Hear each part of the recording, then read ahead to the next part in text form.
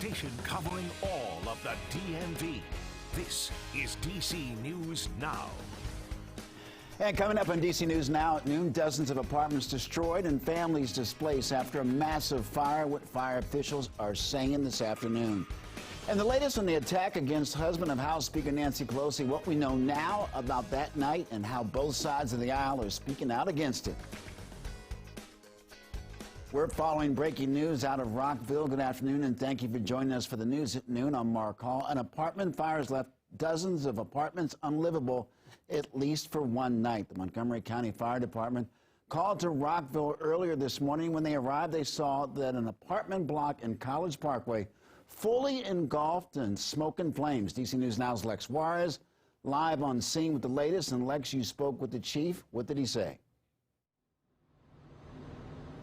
Yeah, well, the fire chief came over and spoke to us about 2 hours ago, just after they were able to get the fire out. You can see the building behind me, the roof over here completely taken off of this building and gone. Fire crews still on scene, just double checking everything and making sure that there are no hot spots that will reignite. The rest of the crews here on the scene actually wrapping up and rolling up their water hoses. Now, the fire chief says that the 4-story apartment building had fire on the top floor. As firefighters got here around 9 o'clock this morning, it had spread into the attic and some of the flames were exposed into the sky here. Now, 2 people do have injuries, one of them with minor injuries that's related to the fire. They were being checked out on the scene. And another person who the chief says had separate injuries but was helped out of the apartment by police before the firefighters got here. There are about 25 apartments that are impacted. While it is too early for them to give a cause for the fire, Fire Chief Goldstein says that as we enter the colder weather, it is important people are cautious with their alternative heat sources. Space heaters need space. Using appropriate heating devices, using them straight plugged into the wall, not through an electrical outlet or power strip. Also, not using your stove as a heat source. Yeah, and some of the people who were displaced today, they will not be permanently displaced with utilities being shut off. They're just unable to stay for at least tonight. The fire chief says that there are 4 or 5 apartments that are completely destroyed by the fire, and the rest of those apartments in the lower levels are going to have some heavy water damage. Now, the American Red Cross is on this scene, or was on the scene earlier this morning, talking with the Homeowners Association and working to help those people who are going to be displaced from their apartments. Live in Rockville, I'm Lex Juarez, DC News Now. Lex, thank you. Well, meteorologist Damon Matson joins us with a check on the forecast. And Damon, parents are wondering right now if kids will be able to trick or treat tonight. What can you tell us? Yeah, that is a big question. A lot of folks probably wanted to get out there, get that candy. I know all the kids are probably itching to do just that, but it's going to be tricky, no pun intended. Checking it out there on the radar picture. Yeah, it's a classic Halloween setup, if you will. It's cloudy in many locations and damp from these showers that were crossing the area this morning and continue to do so as we now move into the afternoon. The eastern panhandle through Washington County just saw a good clip of steadier rain, and then we have this broken line of showers. It's weakening, but it's moving toward I-95 and the DC Metro, so just some rainfall mixed in here and there. The large majority of us will just see that rainfall for a very brief time before things dry out, but nonetheless, there's still plenty of clouds to go around, even if you're not seeing that rainfall, so it's just going to be a gray and slightly damp rest of the day. And there you go. As we move through the afternoon, we'll continue to have that chance for scattered, very light rain showers. This chance of rain is likely to continue well into this evening, so you're just going to have to keep an eye to the sky if you're getting ready for those trick-or-treat events later on this evening. You might be able to fit it in before the next round of showers moves through. But as we move ahead past this Halloween into your Tuesday, are we talking about this rainfall hanging around that long? We'll let you know here in just a bit. All right, Damon, thank you. Right now, police in Fairfax County are looking for 3 men in connection to a shooting that left 1 person dead. It happened along Seminary Road inside of an apartment building. Take a look at your screen. These are photos of the 3 men police need your help finding. Investigators say it shows them running away from the scene. Fairfax County Police sending a message to the suspects caught on surveillance. It is a matter of time before we know who you are. and it's a matter of time before you're in custody. It's important that you turn yourselves in immediately so we can hear what you have to say about what occurred inside. If you recognize these men or you know where they are, call 911 or the non-emergency number at 703-691-2131.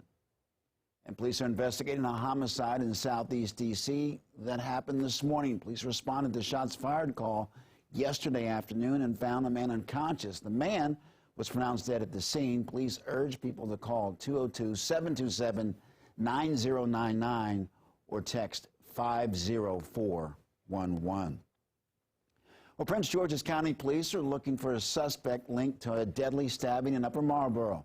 It happened on Brown Station Road, where police found the man on the ground with a stab wound. He was taken to the hospital, where he later died. And Prince George's County Police are asking anyone with information to contact Crime Solvers at 1-866-411-TIPS. We're learning new details about the attack against House Speaker Nancy Pelosi's husband. Officials are saying that Paul Pelosi did not know the suspected attacker, 42-year-old David DePape. Police say that DePape confronted Paul Pelosi in the family's San Francisco home Friday, demanding to know, where's Nancy? According to authorities, both men struggled over a hammer before officers saw DePape strike Pelosi at least once. Over the weekend, Republicans and Democrats condemned the attack along with President Biden, who addressed it at a Pennsylvania campaign rally. Enough is enough is enough. Every person of good conscience needs to clearly and unambiguously stand up against the violence in our politics, regardless of what your politics are.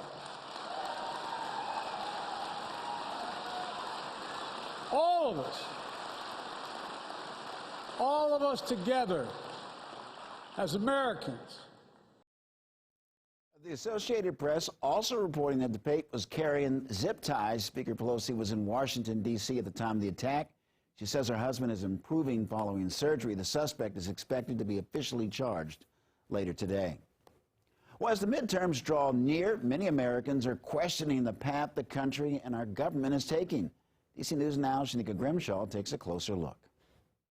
Yeah, almost 80% of Americans in a new CBS News poll have described the U.S.'s current state of affairs as, quote, out of control. Over 70% of responders said things are going badly in the U.S., and around 50% of Democratic respondents believe things are going well, while around 15% of both Republicans and independents approve. Overall, more than 50% of respondents disapprove of the job President Biden is doing, with only 44% of people approving of the 46th president. The poll comes about a week before crucial midterm elections for control of the House and Senate, as well as tight governor races across the country. For DC News Now, I'm Shanika Grimshaw.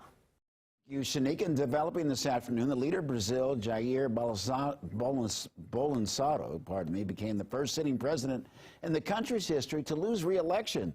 Luis Lula da Silva, who ran the country from 2003 to 2010, won with more than 50% of the vote. He has pledged to restore Amazon's health system, increase spending, and reestablish relationships with other foreign governments. The 77-year-old gave a victory speech yesterday in front of thousands of supporters. Brazil is my cause. The people are my cause. To fight misery is what I live for until my dying breath. A big hug to all, and may God protect me until I start my journey on January 1st.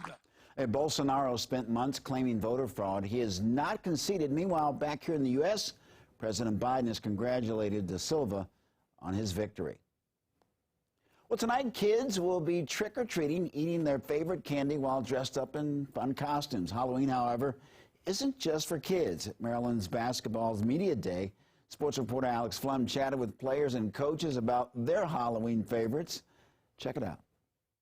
I have a go-to #1 Halloween candy. Reese's Pizza Cups. My favorite Halloween candy would be anything with chocolate and peanut butter. I don't even eat candy a lot, man. I can't say, but I'll say I'll go Skittles. It'll probably be like a Reese's or a Kit Kat, something like that. So the same thing as Coach. Yeah, Reese's. I mean, that's her peanut butter ice cream or something she has in the, yeah. Ooh, M&M's. Favorite Halloween candy is Jolly Ranchers. Twix. I don't really like chocolate, so if I had to pick a candy, it would be definitely Mike and Ike. Candy corn, thumbs up or thumbs down? Definitely thumbs down. Thumbs down. I'm kind of neutral on candy corn. They get a bad rap, but they're not bad. It's just not my go-to candy. You know, I'm from Iowa, so I should give it a thumbs up, but definitely a thumbs down. Thumbs down. My sister loves that, though. I'm going to give it thumbs up. Thumbs down. Candy corn, I mean, it's not nasty. It's kind of mid to me. I wouldn't be my first pick, though. Do you have a costume planned for Halloween? No, I don't. I don't celebrate Halloween. I'm too old. I want to be a cheerleader, though, but like an age-appropriate cheerleader. So that's been tough to find. But yeah, I think I'm cheerleading skills. If I was to go, I'd probably be Tony Montana. That's my favorite movie. I got the tattoo. Always have a Halloween costume. I come out with it for the start of practice every year. It's become a tradition. So the Halloween costume got picked a couple days ago. And still to come on your news at noon, a look at an event that closed down D.C. over the weekend, how it was a win for the district and service members. That's next.